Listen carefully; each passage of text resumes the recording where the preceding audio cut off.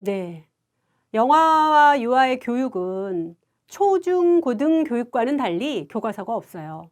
그런 교과서가 없는 특징이 있죠. 아이들의 그 메고 다니는 가방에는 우리가 초등학교, 중고등학교 학생들에게 갖고 다니는 교과서가 없고요. 간식, 뭐 그다음에 수첩 뭐 이 정도가 들어 있겠죠.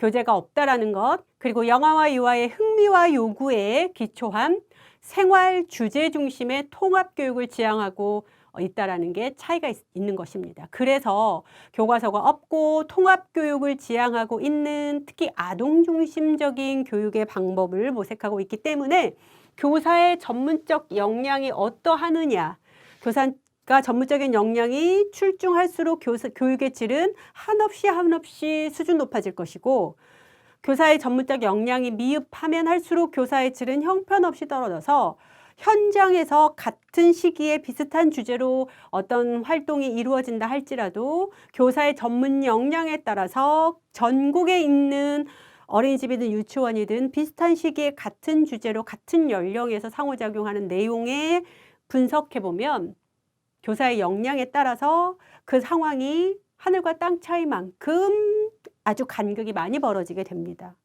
그래서 그만큼 영아나 유아를 위한 교육 현장에서는 교사의 전문적인 능력, 전문성이 아주 중요한 요소가 된다는 거죠. 교육의 성패를 좌우할 만큼 중요한 부분입니다.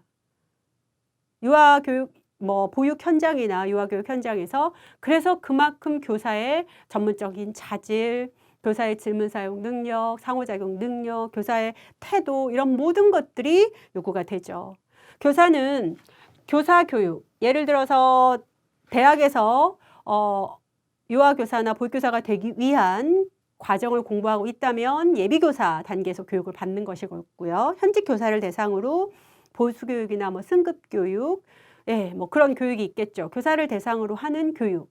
그리고 반성적 사고. 이거는 이제 다른 말로 자기 스스로를 장학지도 한다고 해서 자기 장학지도라는 말이기도 해요.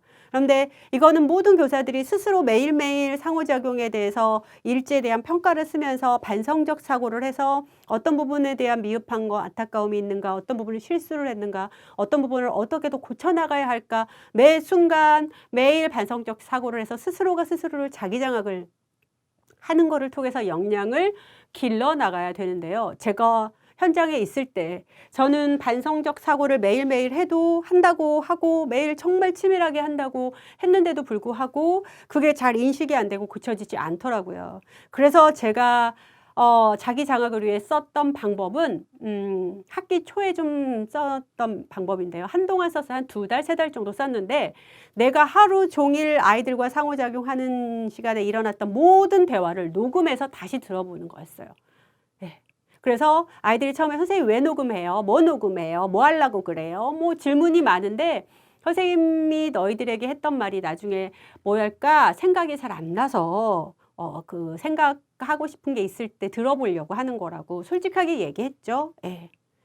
그러고 나서 녹음을 해서 녹음을 들어볼 때 정말로 제 적나라한 현재 모습, 그 순간순간의 모습을 아주 정말 가감 없이 파악할 수 있었습니다. 아주 효율적인 방법이었어요. 너무 적나라해서 너무 리얼해서 내가 내 생각과 현실의 모습이 이렇게 간극이 있구나라고 하는 부분에 정말 놀라지 않을 수가 없었습니다.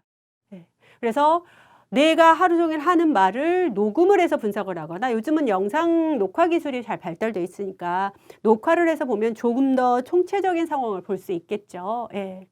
교실마다 이제 교사들이 아이들을 어떻게 관리하는지 CCTV가 있어서 그건 감시용이라는 느낌이 드는데 그게 아니라 내가 스스로 나를 그 분석하기 위한 자기 장학을 위한 반성적 사고를 위한 자료를 모으는 게 녹음이나 녹화 같은 게 있을 수 있다라는 거죠.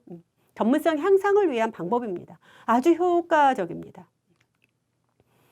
교사의 태도, 교사가 어떤 태도를 갖고 있는지, 특히 수학 활동에 대해서 교사가 아동 수학이나 수학 자체에 대한 태도나 성향이 어떠한지, 어느 정도 밝은 색인지, 어느 정도 어두운 색인지, 이 태도가 영아나 유아의 수학 경험에 아주 직접적으로